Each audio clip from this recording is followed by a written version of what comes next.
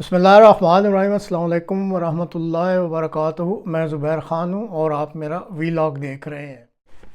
शहद, सदाकत कुरान का निशान, ये आज के प्रोग्राम का मौजू है। इस प्रोग्राम में आप एक ख़ातून की तहकीक मुलाहिज़ा कर सकेंगे कि इस ख़ातून ने किस तरह शहद की मक्खियों और शहद पर तहकीक करके कुरान करीम की सूरह अन-नहल में बयान करदा अल्लाह ताला के कलाम को, जो कि हज़रत सल्लल्लाहु अलैहि वसल्लम पर उतारा गया था, उसकी सच्चाई को साबित किया है। अल्हम्दुलिल्लाह। वी टॉक इस्लाम WI के दिली शुक्रिया के साथ ये प्रोग्राम नाजरीन आपके लिए पेश खिदमत है। This professional beekeeper was surprised by the accuracy of the Quran that was dedicated to honeybees. The realization struck her because the Quran, which was revealed about 1445 years ago, has detailed information about honeybees that seemed surprisingly advanced for that time. Her name is Mac K. Orton. She has a background in entomology and over a decade of experience in beekeeping. She is now pursuing a Master Beekeeper certification at Cornell University. She shared a video on her Instagram account where she was seen holding a translated version of the Quran and started reading Surah An-Nahl. I heard there was a chapter in the Quran about honeybees, so I had to check it out, and this is what I found. Chapter 16 is called The Bee. She was surprised to find that the verse mentioning bees within it consists of precisely 16 words and uses 16 different Arabic letters. Interestingly, female bees have 16 pairs of chromosomes, whereas males have 16 chromosomes. She loved the fact that Islam respects bees so deeply that it considers killing bees a sin. And Islam highly respects the bee to the point where it's a sin to kill one. It should be noted that Islam emphasizes taking care of nature and keep it in balance. Muslims are encouraged to look after the earth and play their role to protect it. When it comes to bees, preserving and protecting them aligns with these teachings. Furthermore, Makai expressed three main points she admired. Firstly, she appreciated the verse from the Quran about honey, highlighting its healing properties as well as diverse colors. She found it magical and intriguing. Secondly, she admired the message of diligence and dedication portrayed by bees in their hive life, where every member plays a vital role. She saw it as a beautiful analogy for human life. Lastly, Makai noted the gender-specific language used in the Quran to describe bees, particularly the feminine verbs used for actions like building, eating, and foraging.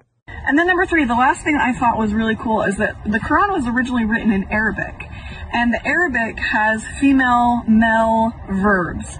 And the verbs they use to describe the honeybee, building, eating, foraging, working, were all female verbs. In fact, beekeeping was developed in prehistoric times by people who just wanted honey, but had no scientific background. Throughout history, it is practically known that bees collect nectar, make honey, and build their hives. But it was only very recently, precisely in the beginning of the 19th century, thanks to the works of scientists like Edward Bevan, that it was discovered that honey is made by female bees, also called worker bees. Male bees do not produce honey, but the most important thing to note here is that, although this was discovered very recently, the Quran had already mentioned it in the 7th century when nobody else knew it.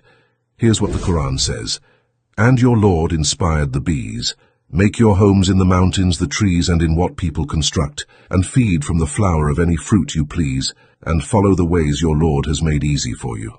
From their bellies comes forth liquid of varying colors, in which there is healing for people.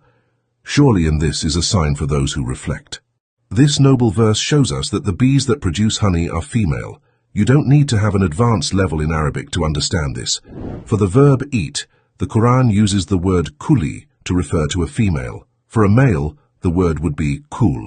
The verse continues by saying, "And follow the ways your Lord has made easy for you."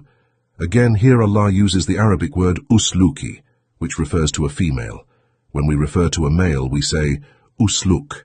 Then the Quran tells us that the honey-producing bee has 2 stomachs. The Quran uses the Arabic word butuniha. Butun is the plural of batni, and the pronoun ha refers to the third person singular feminine.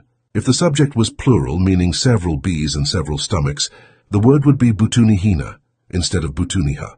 Therefore here the Quran informs us that the female bee which produces honey has more than one stomach, and today we undoubtedly know with scientific evidence that female bees do have two stomachs, one being responsible for food and digestion, while the other stomach is specifically for storing nectar collected from flowers and storing water.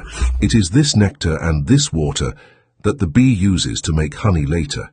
It is for this very reason that no digestion takes place in the second stomach.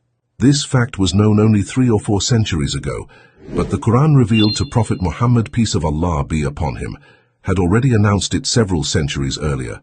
Finally, and very important, it is generally known that bees build their hives from their own wax, but scientists have recently discovered rare species of bees that build hives in woods and even in very solid rocks. And you know what? The Quran had already mentioned this.